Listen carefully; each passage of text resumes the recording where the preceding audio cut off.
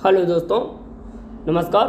मैं वी ओंकार शक्ति, आप सभी का स्वागत है उसके बाद इंस्टीट्यूट ऑफ ज्योग्राफी कुशीनगर में। दोस्तों, सीटेट यूपी टेट की परीक्षा नज़दीक आ रही है और पर्यावरण का जो चैप्टर था, 5वां चैप्टर, मैं आप सभी को पर्यावरण के 5वें चैप्टर के बारे में पढ़ाता हूँ, आज बताता हूँ। और इसका दोस्तों, अगर आपको अच्छा लगेगा आप मुझे मैसेज कर सकते हैं, मैं आपको व्हाट्सएप पे इसका PDF भेज सकता हूँ। तो दोस्तों आइए, अगला चैप्टर है हमारा भोजन, स्वास्थ्य और स्वच्छता। तो भोजन क्या है, पहले इसके बारे में जानते हैं। भोजन, तो दोस्तों देखो, साफ साफ साधारण शब्दों में मैंने नोट्स बनाने का प्रयास किया है, आप लोगों के लिए लिखा है। आप लोगों को पसंद आएगा तो ज़रूर एक बार इसको चैनल को मेरे लाइक करिएगा, आगे दोस्तों तक शेयर करिएगा, ताकि भारत का हर एक बच्चा इसको पढ़ सके और उसका अपना विकास हो सके और वो भविष्य में एक कुशल शिक्षक बन सके। तो दोस्तों आइए पढ़ते हैं। भोजन, सभी जीवों को जिंदा रहने के लिए ऊर्जा की आवश्यकता होती है।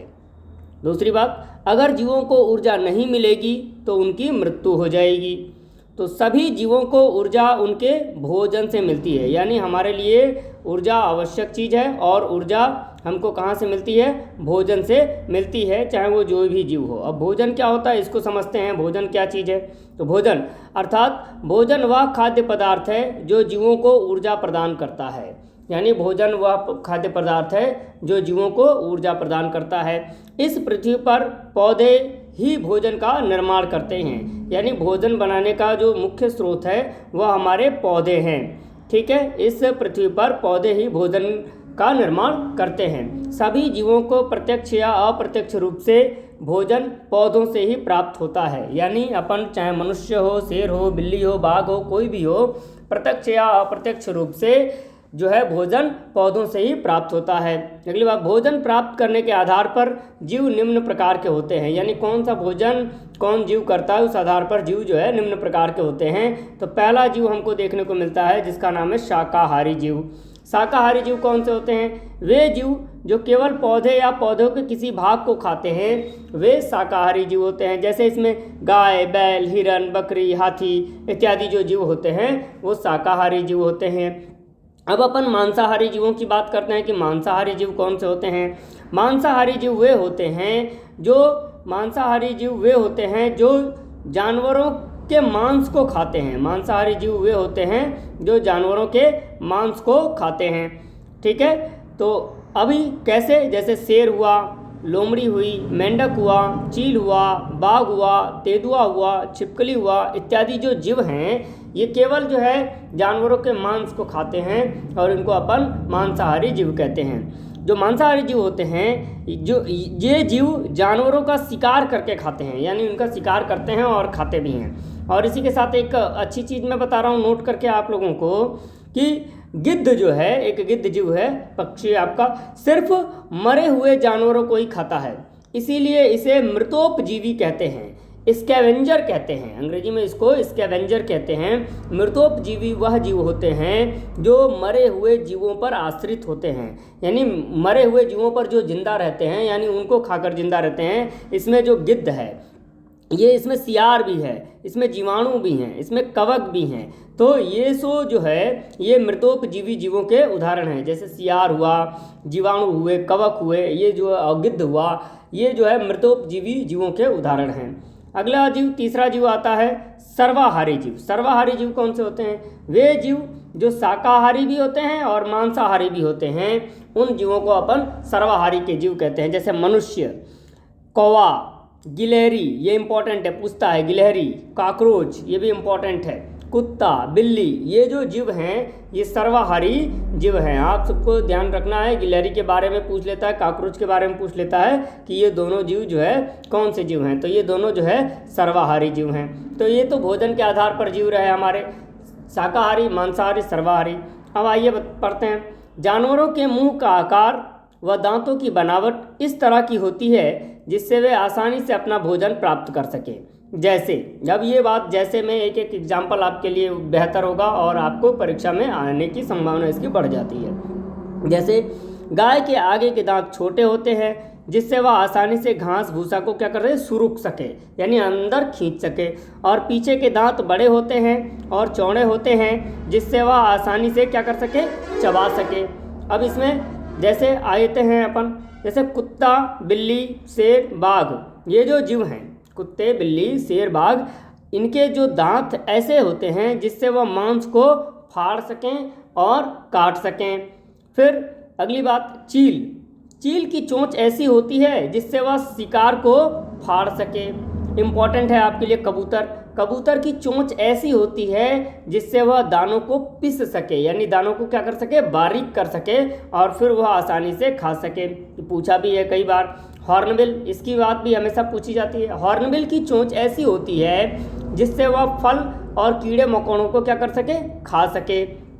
बगुला, बगुला की चोंच ऐसी होती है जिससे वह जमीन पर पड़े कीड़े मकोड़े, फल आदि को खा सके। कौवा, कौवे की चोंच ऐसी होती है जिससे वे सभी तरह के भोजन को खा सकता है। अब आते हैं, बात करते हैं अपन मनुष्य की। तो मनुष्य के दांत ऐसे होते हैं जिससे वह काटता है, फाड़ता है, पीसता है और चबाता है, यानी चारों के, देखो 4 क्रिया करता है। मनुष्य के दांत इस प्रकार से बने होते हैं कि वह चीज़ों को काट सकता है, फाड़ सकता है, पीस सकता है और चबा सकता है। ठीक है, तो इससे भी प्रश्न आते हैं। जो इम्पोर्टेंट प्रश्न आते हैं वो आज जैसे कबूतर से आया था, फिर अब गिलहरी और चूहे से भी आते हैं, सांप से भी आते हैं। तो गिलहरी और चूहा, जो गिलहरी और चूहे होते हैं, गिलहरी और चूहा हमेशा कुछ न कुछ कुतरते रहते हैं। देखो चूहे को तो जानते हैं अपन, पर गिलहरी को भी जानना है कि हमेशा कुछ न कुछ ये कुतरते रहते हैं ताकि उनके दांत न बढ़ें। अगर ये ना कुतरें तो इनके दांत जो है बहुत बड़े हो सकते हैं, तो इनके लिए ही समस्या खड़ी हो सकती है। इसलिए ये जो है हमेशा कुछ न कुछ कुतरते रहते हैं। अब बात आती है सांप की। सांप के पास दांत तो होते हैं पर वह अपने शिकार को पूरा निगल लेता है, यानी वह काटता नहीं है, वो सीधे सीधे पूरा निगल लेता है। तो ये कुछ दांतों के बारे में बात रही जीवों की। अब आप बात करते हैं पौधे के खाए जाने वाले भागों की। तो देखो पौधे के खाए जाने वाले भाग, ये हमेशा इंपॉर्टेंट रहा है, लगभग हर परीक्षाओं में पूछता है। यानी ऐसे कौन से पौधे हैं जिनका तना खाया जाता है, जड़ खाया जाता है, बीज खाया जाता है, फल खाया जाता है, ये सब चीज़ें। तो पहला अपन शुरुआत करते हैं तना, हमेशा लगभग पूछता है। तो देखो आलू, प्याज, लहसुन, अदरक और हल्दी, ये जो पौधे हैं इनका अपन तना खाते हैं। क्या खाते हैं? इनका तना खाते हैं, इंपॉर्टेंट रखना है।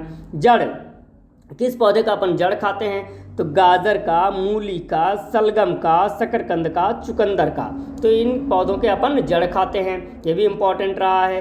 पत्तों की बात करते हैं, किस जो है पौधों के अपन पत्ते खाते हैं? तो पालक का, बंद गोभी का, सरसों का, बथुआ का साग होता है, गांव में मिलता है, मेथी का, मूली का, चना का, तो इनके अपन पत्ते खाते हैं। ठीक है, तो आपको इन सब चीज़ों को भी ध्यान में रखना है, अक्सर जो है प्रश्न आता रहता है, पूछा जाता रहता है। अब आते हैं फूल, किन पौधों के फूल भी खाए जाते हैं? तो देखिए गुलाब का, फूल गोभी का, ब्रोकली का, केला का, इम्पॉर्टेंट है, केला का अपन फूल भी खाते हैं, सीताफल का, ठीक है, कद्दू को सीताफल बोला जाता है, फिर कचनार का, फिर सहजन का, इनके जो है अपन फूल भी खाते हैं। तो अक्सर परीक्षा में प्रश्न आता है, तो इम्पॉर्टेंट यहाँ पर गुलाब है और केला है, ठीक है, और सीताफल है, इनके जो है अपन क्या करते हैं, फूलों को भी खाते हैं। फिर बात करते हैं, आइए किनके बीज खाए जाते हैं? तो बीज खाने वाले जैसे चना का बीज खाते हैं, मक्के का, चावल का, गेहूं का, मेथी का, इनका जो है अपन बीज भी खाते हैं, तो ये भी आपको जानना है। अब जो है किस पौधे के भाग के फल को अपन खाते हैं? तो फल में जैसे आप सभी जानते भी हैं, जैसे सेब का, केला का, ठीक है, टमाटर का, सीताफल का। ये देखो टमाटर और सीता जो फल हैं ये जो है आपके फल हैं और सब्जियों में भी आते हैं, तो इनको फल भी रखा जाता है, तो फल के रूप में भी अपन इनको प्रश्न बन जाता है। नाशपाती का, आंवले का, बहुत सारे ऐसे फल हैं जिसके आप फल खाते हैं, पर इसमें टमाटर और सीताफल इम्पॉर्टेंट है, ये चीज़ आपको जाननी है। चलिए अब आते हैं कि कुछ ऐसे भी पौधे होते हैं जिनके एक से ज़्यादा भाग खाए जाते हैं। कुछ ऐसे पौधे होते हैं जिनके एक से ज़्यादा भाग खाए जाते हैं, जैसे जड़ और पत्ते किसके खाए जाते हैं? मूली के। मूली का जड़ भी अपन खाते हैं और पत्ता भी खाते हैं। फूल और फल किसका खाते हैं? जैसे केला का और सीताफल का, इसका फूल भी खाते हैं अपन और ये जो है फल भी खाते हैं। फिर बीज और पत्ते खाने वाले जैसे चने का, मेथी का, सरसों का, इन सभी का अपन जो है बीज भी खाते हैं और पत्ते भी खाते हैं। तना और पत्ते किसके खाते हैं? तो देखिए तना और पत्ते खाने में लहसुन का तना भी खाते हैं और इसका पत्ता भी खाते हैं, फिर प्याज का तना भी खाते हैं और अपन पत्ता भी खाते हैं। अब इसमें बात करते हैं कि जानवरों से मिलने वाले खाद्य पदार्थ, जैसे जानवरों से मिलने वाला खाद्य पदार्थ कौन सा है? जैसे दूध मिलता है, दही, मक्खन, पनीर, मीट, मछली, अंडा, शहद, है ना। तो ये जो बहुत सारी चीज़ें हैं जो हमको जानवरों से मिलती हैं। तो अब देखिए, अब इनकी बात करते हैं। पहले दूध की बात करते हैं। तो दूध जो है किस किस जानवर से, जैसे गाय से, भैंस से, बकरी से आदि से हमको क्या मिलता है? दूध मिलता है। और दूध से ही दही बनता है, मक्खन बनता है और पनीर बनता है। आसान चीज़ें तो आप जानते ही हैं। फिर अपन बात करते हैं, मीट की बात करते हैं। तो अपन मीट के इसका जो है बकरे का, मुर्गा का आदि जो है, ये जो भी जानवर है इनका अपन मीट खाते हैं। अलग अलग जगहों पर अलग अलग प्रकार के मीट खाए जाते हैं। फिर अगर बात करते हैं मछली का, तो केकड़ा और झींगा भी मछली की ही श्रेणी में आते हैं। जैसे अपन केकड़ा और झींगा को भी मछली की ही श्रेणी में रखते हैं, इनको अलग से कीड़े की श्रेणी में नहीं रखते, ये मछली भी हैं। अब अंडा, देखो अंडा तो जैसे किसी भी जीव का अंडा तो खाया जा सकता है, किसी भी जानवर का अपन अंडा खा सकते हैं, परंतु सबसे ज़्यादा अंडा खाते हैं किसका? मुर्गी का और शुतुरमुर्ग का। इन दोनों से अंडा मिलता है और अपन उसको खा लेते हैं। ठीक है। फिर बात करते हैं शहद। शहद हमको किससे मिलता है? मधुमक्खियों से मिलता है शहद। अब बात करते हैं भोजन पकाने के तरीके। तो हर जगह अलग अलग भोजन पकाने के तरीके होते हैं। जैसे उन भोजन को अगर पकाते हैं तो उनके जो विटामिन्स हैं वो जो है बने रहते हैं, उनके विटामिन्स गायब नहीं होते। तो आलू जो है, जैसे भून कर पकाए जाने वाले कौन से जो है फल, वो सब्जियां हैं या जो कौन से ऐसे पदार्थ हैं जिनको, खाद्य पदार्थ हैं जिनको भून कर अपन खाते हैं। तो जिसमें आलू, भिंडी, शकरकंद, मक्का, चना, मूंगफली आदि, ये जो फल हैं, ये जो सब्जियां हैं, ये खाद्य पदार्थ हैं, इनको अपन क्या करते हैं? भून कर खाते हैं। फिर अब आते हैं उबाल कर। उबाल कर किसको खाया जाता है? जैसे चावल, दाल, आलू, शकरकंद, मक्का, अंडा, इन सबको अपन उबाल कर खाते हैं। फिर अब आते हैं तल कर। तल कर खाने वाली कौन कौन से हैं? जैसे तल कर खाने वाले में आलू, मीट, मिर्च, पापड़, इनको अपन तल के खाते हैं। सेक कर खाने वाले जैसे रोटी, पापड़, ब्रेड, पिज्ज़ा, ये सब अपन क्या करते हैं? सेक कर खाते हैं। अब कच्चा भी खा जाते हैं। बहुत सारे ऐसे खाद्य पदार्थ होते हैं जो कच्चा खा जाते हैं, जैसे टमाटर, मूली, गाजर, खीरा आदि जो है अपन सलाद के रूप में इनको कच्चा भी खा जाते हैं। अब आते हैं भोजन के घटक की बात करते हैं अपन। भोजन के घटक क्या? भोजन के घटक के बारे में बात करते हैं। चलिए, पहले बात, भोजन से हमें वे सारी चीज़ें मिलती हैं जो हमारे शरीर की वृद्धि एवं विकास में सहायक होती हैं और हमें स्वस्थ रखने में मदद करती हैं। यानी वो सभी चीज़ें मिलती हैं जो हमारे शरीर को पोषण देती हैं, हमारा वृद्धि होता है, हमारा विकास होता है और हमें वे स्वस्थ रखती हैं। ठीक है। ये जो सभी चीज़ें हैं ये पोषक कहलाती हैं या घटक कहलाती हैं। इनको अपन पोषक भी कहते हैं या घटक कहते हैं। अगर किसी भोजन में सारे पोषक तत्व उपलब्ध हों तो उसका वृद्धि और विकास संपूर्ण रूप से है, साथ ही उसके बीमार होने की संभावना भी कम रहती है। यानी अगर कोई व्यक्ति जो भोजन करता है, किसी के भोजन में सारे पोषक तत्व उपलब्ध होते हैं तो उसका वृद्धि भी अच्छा होता है, उसका विकास भी अच्छा होता है, यानी और उसके बीमार होने की संभावना भी बहुत कम हो जाती है। अलग अलग खाद्य पदार्थों से अलग अलग पोषक तत्व मिलते हैं, हमको ये भी जानना है।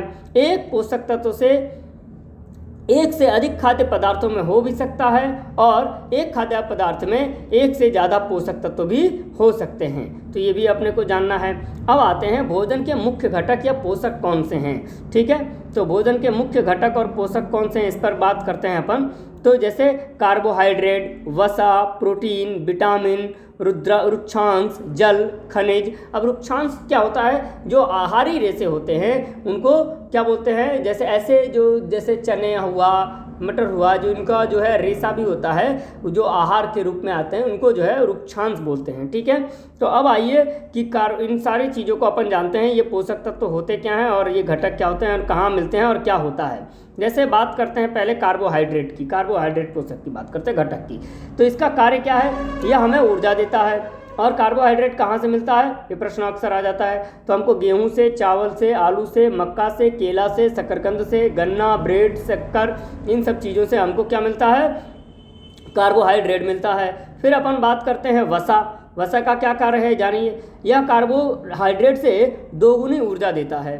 यह हमारे शरीर के लिए घात रोधी आवरण प्रदान करता है, यानी हमको जो है ये घात रोधी आवरण प्रदान करता है। कैसे मिलेगा, कहाँ कहाँ से मिलेगा, तो देखिए इसके स्रोत हैं दूध, पनीर, मक्खन, घी, अंडा, मीट, मछली, बादाम, मूंगफली, अखरोट आदि से हमको ये जो है वसा मिलती है इनको खाने से। तो इसके कार्य भी पूछे जाते हैं और इनका स्रोत भी पूछा जाता है, तो आपको इनको याद करना है। हमको प्रोटीन जो है एक शरीर वर्धक भोजन है, तो इसका कार्य क्या है, ये प्रोटीन का कार्य क्या है, यह हमारे शरीर की वृद्धि में मदद करता है, यह कोशिकाओं के पुनः निर्माण में भी मदद करता है। और ये मिलता कहाँ से प्रोटीन, तो हमको दूध में मिलेगा, मीट में मिलेगा, मछली में मिलेगा, दालों में मिलेगा, मटर में मिलेगा, पनीर में मिलेगा, सोयाबीन में मिलेगा। और देखो सोयाबीन जो है बहुत अच्छा स्रोत है प्रोटीन का। प्रोटीन का जो सबसे बढ़िया जो स्रोत होता है वह माँ का दूध होता है, ठीक है। तो प्रोटीन हमको जो है सोयाबीन में भी बहुत ज़्यादा मिलता है। अब अपन बात करते हैं विटामिन्स की, ठीक है। तो विटामिन की क्या कार्य है, तो यह हमारी रोगों से रक्षा करता है, ठीक है। तो ये स्रोत इसके कहाँ से मिलता है, जैसे फल, सब्जी, दूध, अंडा, मछली आदि से हमको क्या मिलता है, विटामिन मिलता है। फिर अपन रुक्षांश की बात करते हैं। रुक्षांश क्या है, यानी आहारी रेशों को रुक्षांश कहा जाता है। इनका कार्य क्या है, ये पाचन क्रिया में मदद करते हैं, बिना पचे हुए भोजन को बाहर निकालते हैं। इनका दो बहुत ही महत्वपूर्ण काम है, यानी आहारी रेशों को भी हमको खाना चाहिए, हफ्ते में एक बार या 2 दिन में एक बार खा लेना चाहिए, ताकि ये जो है बिना पचे हुए भोजन जो हमारे शरीर में पड़े रहते हैं उनको मल के द्वारा ये बाहर कर देते हैं और ये पाचन क्रिया में बहुत ही ज़्यादा मदद करते हैं। अब इसका स्रोत क्या है आहारी रेशों का, जैसे साबुत अनाज, छिलके वाली दालें, ताज़े फल, सब्जियां, ये सब जो है आहारी रेशे हैं और ये रुक्षांश कहलाते हैं, ठीक है। चलिए अब अपन बात करते हैं जल, ठीक है। जल का क्या कार्य है, शरीर के अंदर पोषक तत्वों को अवशोषित करता है। दूसरी बात, शरीर से अपशिष्ट पदार्थों को बाहर निकालने में मदद करता है। फिर शरीर के तापमान को नियंत्रित करता है। तो ये जल का महत्वपूर्ण कार्य है, जल भी हमारे लिए बहुत ही आवश्यक है। फिर अगर अपन बात करें इसकी आवश्यकता को, आप समझते ही हैं जल के बारे में। अब आते हैं खनिज की।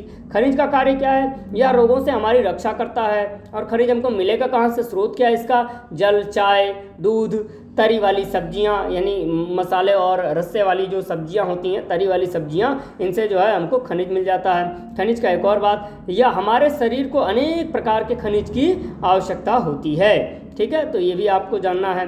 अब आते हैं बात करके कुछ नोट में चीज़ें हैं जो इम्पोर्टेंट है, जो हमेशा आती हैं प्रश्नों में, तो वो मैं आपको बता रहा हूँ कि नोट में क्या क्या चीज़ें आती हैं। जैसे कार्बोहाइड्रेट और वसा को ऊर्जा देने वाला भोजन कहा जाता है। प्रोटीन को शरीर वर्धक भोजन कहते हैं। रुक्षांश हमारे शरीर को कोई पोषण प्रदान नहीं करते हैं, ये याद रखना है, रुक्षांश हमारे शरीर को कोई पोषण प्रदान नहीं करते हैं, पर फिर भी इम्पॉर्टेंट होते हैं ये हमारे लिए। फिर हमारे शरीर को ऊर्जा मुख्य रूप से कार्बोहाइड्रेट से मिलती है, ठीक है। तो ये चीज़ें हैं जो नोट करके हैं, इम्पॉर्टेंट हैं आपके लिए, आपको इनको जानना भी है। अब आइए बात करते हैं संतुलित आहार की और या भोजन की। जो संतुलित आहार है वह आहार या भोजन जिसमें सभी पोषक या घटक उचित मात्रा में जितनी कि एक आयु वर्ग के यानी एक एज के मनुष्य को चाहिए उपलब्ध हों, वह आहार संतुलित आहार कहलाता है। सिर्फ एक प्रकार का खाना खाने से सभी पोषक तत्व नहीं मिलते हैं, इसलिए हमें अलग अलग पदार्थ के खाद्य पदार्थ खाने चाहिए। तो ये भी आप जान लीजिए, आप जब होते हैं, छोटे होते हैं, तो आपको ये पसंद नहीं, वो पसंद नहीं, आप ऐसा करते हैं, परंतु आपको स्वस्थ रहने के लिए सभी प्रकार के खाद्य पदार्थों को खाना चाहिए, ठीक है। अब आते हैं क्षेत्रीय व्यंजन की बात करते हैं। क्षेत्रीय व्यंजन, अलग अलग जगहों पर अलग अलग प्रकार के व्यंजन होते हैं, इससे बहुत ज़्यादा प्रश्न आते हैं। तो पहला बात, जिस तरह हम एक ही तरह का खाना नहीं खाते, उसी तरह हर जगह एक ही तरह की चीज़ें नहीं खाई जाती। अगला, अलग अलग क्षेत्रों में अलग अलग तरह के व्यंजन होते हैं। जैसे किसी क्षेत्र का खान पान निम्न बातों पर निर्भर करता है, यानी वहाँ क्या खाया जाएगा, क्या पिया जाएगा, इसके लिए कुछ बातें भी हैं। और क्या बातें हैं, जैसे पहली बात, उस क्षेत्र में खाद्य पदार्थ आसानी से उपलब्ध है या नहीं है। दूसरा, उस खाद्य पदार्थ का उस क्षेत्र की संस्कृति में क्या महत्व है। फिर वह खाद्य पदार्थ सस्ता है या महंगा है, इस पर भी चीज़ें निर्भर करती हैं। जैसे उत्तर भारत के लोग रोटी ज़्यादा खाते हैं क्योंकि इस क्षेत्र में गेहूं आसानी से उपलब्ध है और सस्ता भी है, ठीक है। वहीं बात करते हैं दक्षिण भारत की, तो दक्षिण भारत के लोग चावल, इडली, डोसा, सांभर, आदि खाते हैं, क्योंकि ये व्यंजन बनाए जाने वाले खाद्य पदार्थ वहाँ आसानी से मिल जाते हैं।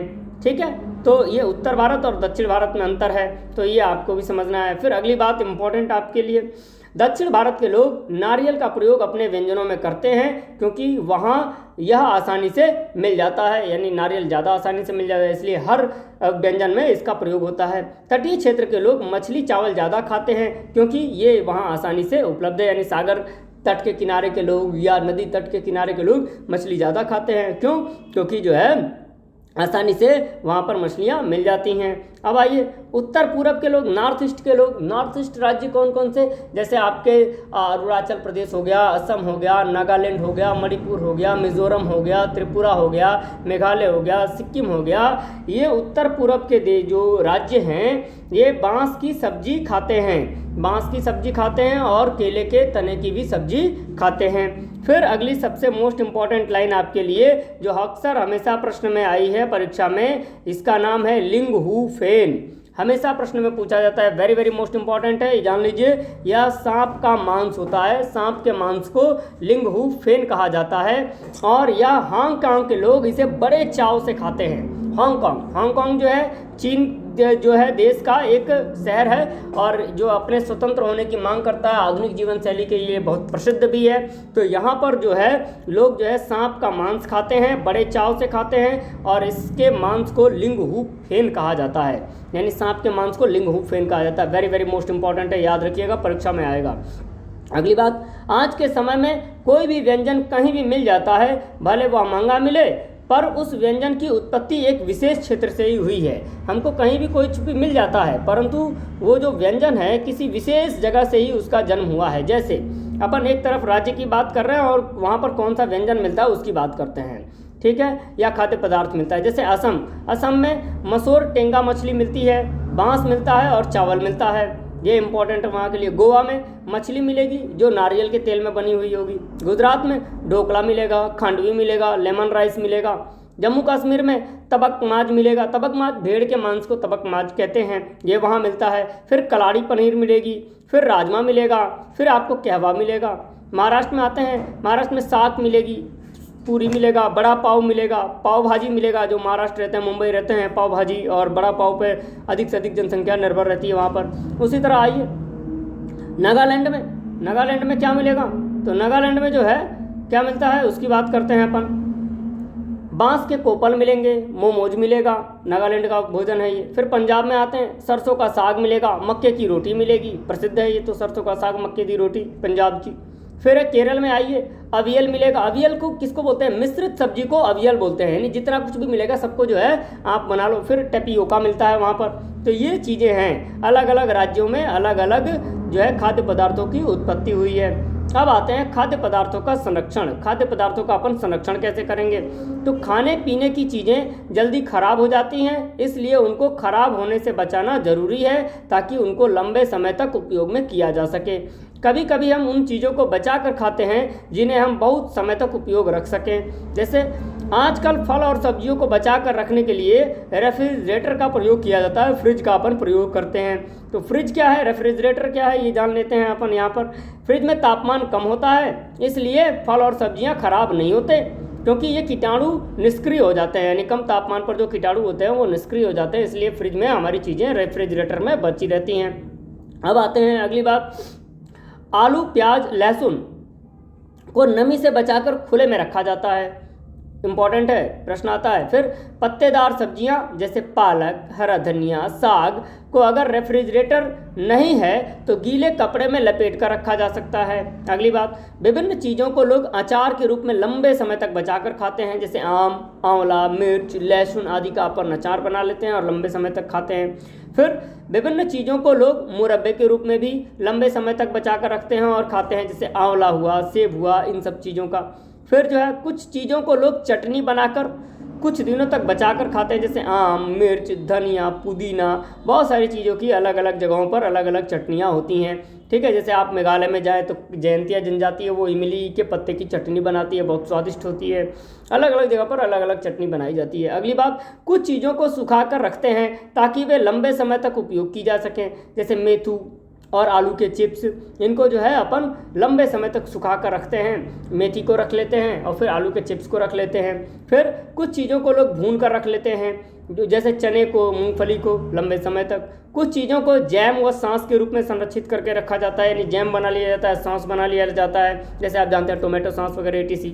फिर अपन दूध को उबाल कर रखा जाता है ताकि वह खराब ना हो। ठीक है, तो दूध को उबाल के इसलिए अपन रखते हैं कि वो खराब ना हो। अगली बात अपन करते हैं, अब देखो दूध से इंपॉर्टेंट बात आती है। थैली वाला जो दूध होता है वह पाश्चुरीकृत दूध होता है। दूध को 62.8 डिग्री सेल्सियस के तापमान पर 30 मिनट के लिए उबालकर और ठंडा कर थैलियों में पैक किया जाता है। दूसरी बात, यानी दूध को 62.8 डिग्री सेल्सियस पर अगर उबालना है तो 30 मिनट तक उबालना पड़ेगा। फिर अगर उसी दूध को 71.7 डिग्री सेल्सियस पर अगर अपन उबालते हैं तो 30 सेकंड के लिए उबालेंगे और जो है थैली में पैक कर देंगे, जिससे वह जल्दी खराब नहीं होगा। ठीक है, इसी विधि को अपन पाश्चुरीकरण की विधि कहते हैं। यानी दूध को 62.8 डिग्री सेल्सियस के तापमान पर उबालें 30 मिनट तक और 71.7 डिग्री के तापमान पर उबालें 30 सेकंड तक। ये इंपॉर्टेंट है, आता है हमेशा। इसी विधि को अपन पाश्चुरीकरण कहते हैं। और पाश्चुरीकरण की विधि की खोज जो है लुई पाश्चर ने की थी, इसीलिए इसको अपन जो है क्या बोलते हैं, पाश्चुरीकरण बोलते हैं। अक्सर प्रश्न में आता है। अब आते हैं बीमारियों की बात करते हैं अपन कि बीमारियां क्या हैं। ठीक है, इनकी बीमारियों की बात करते हैं अपन। जब कोई व्यक्ति अपने आप को अस्वस्थ महसूस करता है तब वह बीमार माना जाता है। बीमारियां कई तरह से फैलती हैं, जैसे कभी खराब भोजन खाने से, कभी गंदा पानी पीने से, कभी गंदगी की वजह से, कभी भोजन के अभाव में, कभी जीव जंतुओं के काटने से। तो इन तमाम प्रकार से हमको बीमारियां फैलती हैं। ठीक है, अब आते हैं बीमारियां 2 प्रकार की होती हैं। बीमारियों के प्रकार की बात करते हैं अपन। तो बीमारियां 2 प्रकार की होती हैं। पहला जन्मजात बीमारी और दूसरा है उपार्जित बीमारी। ठीक है, तो जन्मजात बीमारियां वे होती हैं जो किसी एक व्यक्ति के अंदर जन्म से होती हैं, यानी जब जन्म लेता है तभी होती हैं। जैसे हीमोफीलिया होता है, वर्णांधता होती है। हीमोफीलिया का मतलब क्या होता है, रक्त का थक्का नहीं जमना, यानी ब्लड जो है कट जाता है कहीं तो वो थक्का उसका नहीं जमता है, इसको अपन हीमोफीलिया कहते हैं। वर्णांधता कलर ब्लाइंडनेस होता है, यानी लाल व हरे रंग में वह अंतर नहीं कर पाता है व्यक्ति। तो ये दोनों जो बीमारियां जो है जन्मजात होती हैं। उपार्जित बीमारियां वे होती हैं जो हमें वातावरण से मिलती हैं। ठीक है, जैसे रतौंधी, पेचिस, छोटी माता, है ना, काली खांसी, यानी छोटी माता जस्ट लाइक अ चेचक, काली खांसी, ये सब जो बीमारियां हैं ये सारी बीमारियां जो है उपार्जित बीमारियां हैं जो हमको वातावरण से मिलती हैं। अब आते हैं उपार्जित बीमारियां। उपार्जित बीमारियां भी जो है 2 प्रकार की होती हैं। एक होती है संक्रामक बीमारी और दूसरी होती है असंक्रामक बीमारी। अब अपन पढ़ते हैं संक्रामक बीमारी क्या होती है या रोग क्या होता है, संक्रामक रोग क्या होता है। ठीक है, संक्रामक ये वे रोग होते हैं जो मनुष्य में जीवाणु, विषाणु, प्रोटोजोआ, कवकों, फफूंदों से फैलते हैं। ये हवा और पानी तथा भोजन के द्वारा फैलते हैं। ये रोग मनुष्य में एक मनुष्य से दूसरे मनुष्य में भी फैल सकते हैं और नहीं भी फैल सकते हैं, जैसे मलेरिया, डेंगू, तपेदिक, हैजा। ये जो है क्या होते हैं, संक्रामक रोग हैं जो एक मनुष्य से दूसरे मनुष्य में फैल भी सकते हैं और नहीं भी फैल सकते हैं। अब आते हैं असंक्रामक रोग। असंक्रामक रोग कौन से होते हैं? ये रोग वे होते हैं जो किसी अंग की खराबी से, भोजन के अभाव में, खनिज के अभाव में या किसी चीज़ की एलर्जी से हो सकते हैं। ये असंक्रामक रोग होते हैं, जैसे हार्ट अटैक, ये जो है असंक्रामक रोग है। स्कर्वी, विटामिन सी की कमी से होता है, ये भी स्कर्वी रोग है। कैंसर, ये जो है असंक्रामक रोग हैं। अब आते हैं कुछ और भी बीमारियां हैं जो इम्पॉर्टेंट हैं, किस किस जीवों से होते हैं, किस किस प्रक्रिया से होते हैं। जैसे नोट करके, मच्छरों से फैलने वाले रोग जैसे मलेरिया, डेंगू, चिकनगुनिया, मस्तिष्क ज्वर, ये जो है मच्छरों से फैलने वाले रोग होते हैं। मक्खियों से फैलने वाले रोग जैसे हैजा, पेचिस या डायरिया। दूषित जल या भोजन से होने वाले रोग जैसे पीलिया, पोलियो, आंत्र ज्वर, जस्ट लाइक अ टाइफाइड, हैजा, ये जो है क्या होते हैं, जो है दूषित जल और भोजन से होने वाले रोग हैं। अब आइए इंपॉर्टेंट लाइन, मलेरिया मादा एनोफिलीज मच्छर से फैलता है। जो मलेरिया रोग है वो मादा एनोफिलीज मच्छर से फैलती है। इससे कंपकपी के साथ बुखार आता है और इसकी दवाई कुनैन या सिनकोना जो है, कुनैन जो है सिनकोना नाम के पेड़ की छाल से बनती है। सिनकोना एक प्रकार का पेड़ है और उसकी मलेरिया की अचूक रामबाण इलाज दवाई जो है क्विनोन है, जो क्या सिनकोना नाम के पेड़ के छाल से बनती है। मच्छरों को दूर करने के लिए तालाबों में मच्छियाँ पाली जाती हैं। अब इम्पॉर्टेंट बात, रोनाल्ड रॉस ने यह खोजा था कि मलेरिया मच्छरों से फैलता है, यानी सबसे पहले रोनाल्ड रॉस नाम का एक वैज्ञानिक था, इसने इस बात को बताया था कि जो है मलेरिया जो है मच्छरों से फैलता है। अब आते हैं अपन बात करते हैं अभावजन्य रोग की। अभावजन्य रोग कौन से होते हैं? ये रोग भोजन की कमी के कारण होते हैं। ये किसी पोषक तत्व या खनिज की कमी से भी हो सकते हैं। इन रोगों को दूर करने के लिए हमें उन चीज़ों का सेवन करना चाहिए जिनकी कमी के कारण ये रोग हुए हैं। ऐसा नहीं है कि हमें बाकी पोषक तत्वों का सेवन बिल्कुल नहीं करना चाहिए। अगर हमें इन अभावजन्य रोगों को दूर रखना है तो हमें हमेशा संतुलित आहार का सेवन करना चाहिए। ठीक है, अब आते हैं अगली बात, प्रोटीन और ऊर्जा की कमी से बच्चों में क्वाशियोरकर और मरास्मस रोग हो जाता है। अब प्रोटीन और ऊर्जा की कमी से होता है। प्रोटीन हमको कहाँ मिलता है? कार्बोहाइड्रेट और वसा से मिलते हैं। अब अगर हम सिर्फ कार्बोहाइड्रेट और वसा खाते हैं तो हमें मोटापे की बीमारी हो जाती है। इम्पॉर्टेंट ये भी है। क्वाशियोरकर रोग क्या होता है ये जानते हैं। इन रोगों से बच्चों की वृद्धि और विकास रुक जाता है। ठीक है, इम्पॉर्टेंट चीज़ थी आपके लिए। अब आते हैं, प्रोटीन की कमी से त्वचा रोग हो सकता है, जैसे पेचिश हो सकता है, बालों का रंग भी उड़ सकता है, चेहरे पर सूजन भी आ सकती है। तो ये सारी जो चीज़ें हैं प्रोटीन की कमी से होती हैं। अब आते हैं, ज़्यादातर अभावजन्य रोग विटामिन्स की कमी से होते हैं और विटामिन्स जो है 6 प्रकार के होते हैं, जैसे A, B, C, D, E और K। ठीक है, जिसमें बी और सी विटामिन पानी में घुल जाते हैं, इसलिए इन्हें घुलनशील विटामिन भी कहते हैं। केवल बी और सी विटामिन पानी में घुल जाते हैं, इसलिए इनको अपन घुलनशील विटामिन भी कहते हैं। तो विटामिन 6 प्रकार के होते हैं, A, B, C, D, E और K। ठीक है, अब आते हैं विटामिन की बात करते हैं। तो विटामिन जो है A, B, C, D, E और K होते हैं। तो जल में घुलनशील B और C होते हैं, जल में अघुलनशील यानी जो जल में घुल नहीं पाते हैं, जैसे K, E, D, A। ये जो विटामिन जो हैं ये होते हैं। अब अपन बात करते हैं विटामिन्स और फिर उनसे होने वाले रोग और लक्षण और स्रोत की, कि कौन से विटामिन से कौन सा रोग होगा, क्या लक्षण होगा और क्या स्रोत होगा। तो इससे भी प्रश्न आता है। जैसे विटामिन ए, इससे रतौंधी रोग होता है। लक्षण क्या है? कम रोशनी में दिखाई नहीं देगा। स्रोत कहाँ से मिलेगा? विटामिन ए कहाँ मिलेगा हमको? दूध में मिलेगा, अंडे में, मछली में, आंवले में, पपीता में, हरी पत्तेदार सब्जियों में मिलेगा। फिर आते हैं विटामिन B1 की, इससे जो है हमको बेरी रोग होता है और थकावट हो जाती है, मांसपेशियां कमज़ोर हो जाती हैं। ये कहाँ मिलेगा? जो है आपको संतरे में मिलेगा, अंडे में मिलेगा, यकृत में मिलेगा, खमीर में मिलेगा, मूंगफली में मिलेगा, बिना पालिश हुई दालों में मिलेगा विटामिन B1। अब आप बात करते हैं विटामिन सी की। तो विटामिन सी जो है ये पकाने से यह विटामिन नष्ट हो जाता है। इंपॉर्टेंट बात है, विटामिन सी जो है पकाने से नष्ट हो जाता है और इससे स्कर्वी रोग होता है। स्कर्वी जैसे इसका लक्षण क्या है? मसूड़ों से खून आना, जोड़ों और मांसपेशियों में दर्द होना, घाव भरने में समय लगना।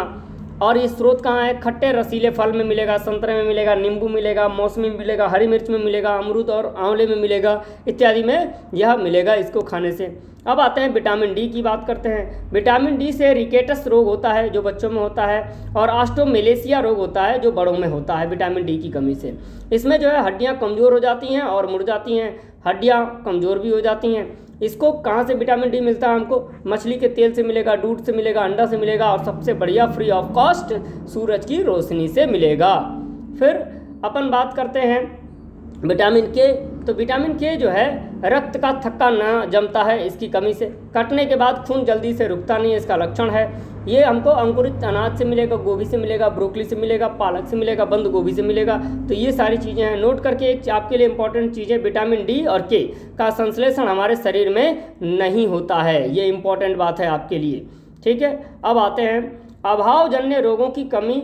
अभावजन्य रोग खनिजों की कमी से भी हो जाते हैं। ये खनिज हमें बहुत थोड़ी मात्रा में चाहिए होते हैं, परंतु खनिज अच्छे स्वास्थ्य और उचित विकास के लिए आवश्यक होते हैं। कुछ प्रमुख खनिज जो हैं वह निम्न हैं, ठीक है। जैसे पहला आता है लौह खनिज यानी लोहा।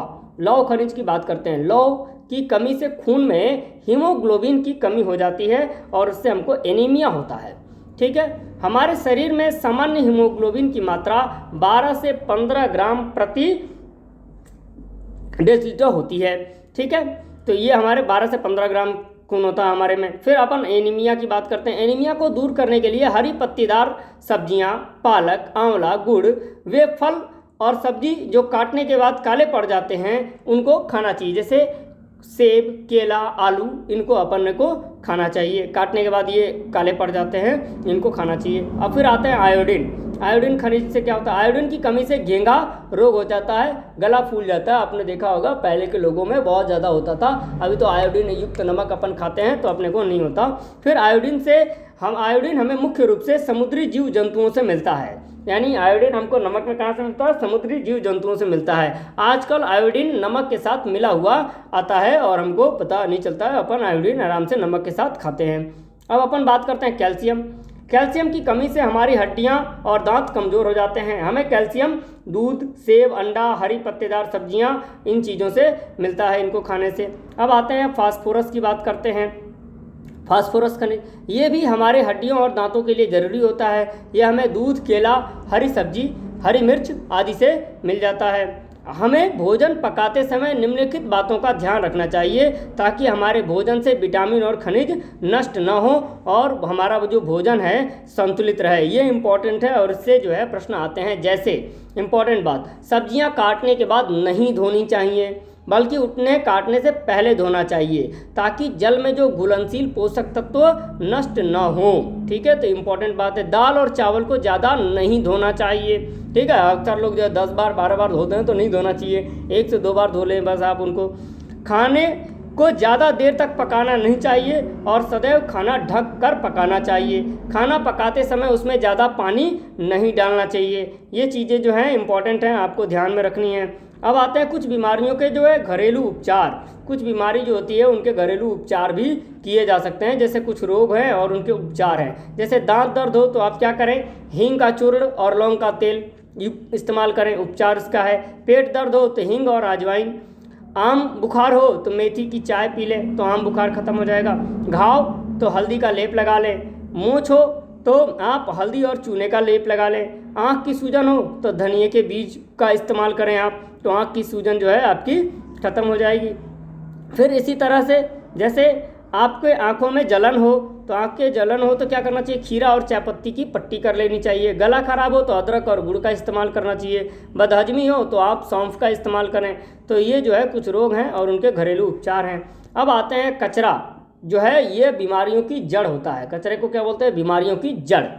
हमें ज़्यादातर बीमारियां गंदगी की वजह से होती हैं और गंदगी फैलती है कचरे से। जब हम कचरा इधर उधर सड़क पर, बसों में, रेलगाड़ी में, गलियों में फेंक देते हैं तब गंदगी फैल जाती है। देखिए भारत में हमारे के भारतीय लोगों में यह जेनेटिक हो जाता है, यानी वातावरण से हमने सीख लिया है, कहीं भी कुछ भी खाया कहीं भी फेंक दिया। ठीक है ना, जिस वजह से बीमारियां फैलती हैं। इसीलिए हमें कचरा इधर उधर नहीं फेंकना चाहिए। तो हमेशा एक पढ़ा लिखा शिक्षित मनुष्य जो है इससे कचरे को कहीं भी फेंकता नहीं है। अब आइए, कचरा 2 प्रकार का होता है। एक कचरा जो होता है जैव निम्नीकरण कचरा और दूसरा जैव अनिम्नीकरण कचरा। तो जैव निम्नीकरण कचरा क्या है इसके बारे में अपन जानते हैं। पहला, जैव निम्नीकरण कचरा, यह वह कचरा होता है जो वातावरण में कीटाणुओं के द्वारा आसानी से अपघटित हो जाता है। जैसे फल व सब्जियों के छिलके, अंडे का छिलका, कागज, चायपत्ती, सूखी पत्तियां, ये जो है जैव निम्नीकरण कचरा होता है जो वातावरण में कीटाणुओं के द्वारा आसानी से अपघटित हो जाता है। और जैव निम्नीकरण कचरा क्या होता है? यह वह कचरा होता है जो वातावरण में कीटाणुओं के द्वारा आसानी से अपघटित नहीं होता और वातावरण को दूषित कर देता है। जैसे पॉलीथीन की थैलियाँ, कांच के टुकड़े, कपड़े के टुकड़े, कीलें, ये जो है अजैव निम्नीकरण के जो है प्लास्टिक जो है आपकी, ये जो सभी के सभी क्या हैं?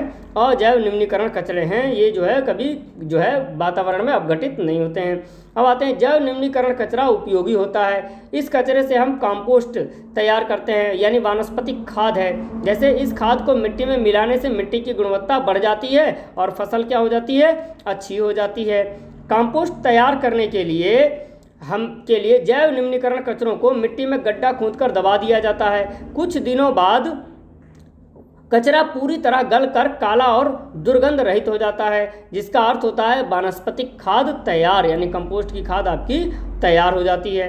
अब आते हैं अजैव निम्नीकरण कचरे की बात करते हैं। अजैव निम्नीकरण जो कचरा है को शहरों के बाहर जहाँ गड्ढे, बड़े गहरे गड्ढे होते हैं, वहाँ डाल दिया जाता है, जिससे भराव कहते हैं। यानी जो जैव अनिम्नीकरण कचरा होता है उसको शहर के बाहर जो है गहरा गड्ढा होता है वहाँ पर डाल दिया जाता है, जिसे भराव क्षेत्र कहते हैं। जो अनुपयोगी कचरा होता है, जैव अनिम्नीकरण कचरा मतलब अनुपयोगी कचरा, जिससे कंपोस्ट नहीं तैयार होती है। इस भराव क्षेत्रों में कचरे को मिट्टी की परत से ढक दिया जाता है। जब भराव क्षेत्र पूरी तरह से भर जाता है तब उस पर पार्क या खेल का मैदान बना दिया जाता है ना। तो ऐसा काम होता है। अब अगली बात करते हैं अपन इसमें। इस प्रकार का जो कचरा होता है यह उपयोगी बन जाता है। अनुपयोगी कचरे को भी उपयोगी बना लग सकते हैं अपन, और वातावरण को साफ और स्वच्छ रख सकते हैं। अब कचरे को कम करने के कुछ उपाय हैं। जैसे कचरे को कम करने के उपाय क्या हैं? जैसे पहला, कचरे को कम करने का उपाय, जैव अनिम्नीकरण कचरा ही हमारे वातावरण के लिए ज़्यादा हानिकारक होता है। कभी कभी तो जानवर पॉलीथीन की थैलियों को निगल जाते हैं, जिससे उनकी मृत्यु हो जाती है। तो पॉलीथीन और प्लास्टिक आदि वस्तुएं नालियों को जाम भी कर देती हैं, जिससे नालियों का गंदा पानी सड़कों पर क्या हो जाता है? फैल जाता है, और घरों में भी पानी घुस जाता है। इससे हमारा वातावरण भी दूषित हो जाता है। इसलिए हमारा फर्ज बनता है कि हम इस तरह के कचरे को वातावरण में कम ही डालें। तो जो अब अपन निम्न उपायों से हम कचरे को क्या कर सकते हैं? कम कर सकते हैं। अब इसकी बात करते हैं कि क्या क्या हम करें कि कचरा हमारा जो है कम हो सकता है। जैसे पॉलीथीन और प्लास्टिक की थैलियों का प्रयोग कम कर दें। इसके स्थान पर कागज़ या कपड़े की थैलियों को लेकर ही बाजार अपन जाएं। प्लास्टिक की वस्तुएं जैसे बोतल, थैलियां आदि का पुनः प्रयोग किया जा सकता है। कागज़ को बर्बाद नहीं करना चाहिए। दोस्तों, एक A4 साइज का पेपर बनाने में 10 लीटर पानी खर्च होता है, तो आपको कागज़ को बर्बाद नहीं करना चाहिए। कागज़ या प्लास्टिक आदि को पुनः चक्रित करके और चीज़ें बनाई जा सकती हैं। जैव न्यूनीकरण कचरे का वनस्पतिक खाद तैयार करना चाहिए। अतः कचरा दूर करने के लिए हमें 3R का प्रयोग करना चाहिए। ये प्रश्न है जो हमेशा आपके लिए आता है। 3R का मतलब क्या है? पहला, रेड्यूस यानी कम उपयोग करना चाहिए। रिसाइकिल यानी पुनः चक्रण करना चाहिए। रीयूज यानी इसका पुनः उपयोग करना चाहिए। जैसे हिमाचल प्रदेश पहला राज्य है भारत का, और उत्तर प्रदेश में भी अब पॉलीथीन और प्लास्टिक की थैलियों के प्रयोग पर पूर्ण प्रतिबंध लग चुका है। सिक्किम राज्य भी है जो ऐसा काम करता है। अब आते हैं, देखिए, एक स्वच्छ भारत अभियान एक शुरुआत हुई, और ये एक नई शुरुआत हुई जो है, और इससे भी प्रश्न आते हैं। इसका उद्देश्य था पूरे भारत को साफ और स्वच्छ बनाना, और इसकी शुरुआत 2 अक्टूबर 2014 को प्रधानमंत्री श्री नरेंद्र दामोदर दास मोदी द्वारा की गई थी, और महात्मा गांधी के 150वें जन्मदिन पर यह बात शुरू की गई थी। और इसमें नारा दिया गया था का, न गंदगी करेंगे न करने देंगे। और इसके लिए एक लोगो की भी शुरुआत की गई थी, जिसमें गांधी जी का चश्मा बनाया गया था। ये देखिए, ये गांधी जी का चश्मा बनाया गया था, और एक तरफ लिखा था स्वच्छ और दूसरी तरफ लिखा था भारत। पर दोस्तों, विडंबना है भारत समाज में कि देखो, जिस तरफ स्वच्छ की तरफ से देखते हैं तो हमको भारत नहीं दिखता, और जिधर भारत दिखता है उधर हमको स्वच्छ नहीं दिखता है। तो आइए इस जो है कहावत को अपन जो है चरितार्थ न करें, हमें दोनों तरफ से भारत स्वच्छ दिखना चाहिए। तो इसके साथ आपका ये जो है पॉइंट, ये जो चैप्टर जो है 5वां चैप्टर, ये समाप्त होता है। और आपको ये सब चीज़ें याद रखनी है, और इसके जो PDF हैं, अगर आप चाहेंगे तो हम आपको इसके PDF भी उपलब्ध करा देंगे।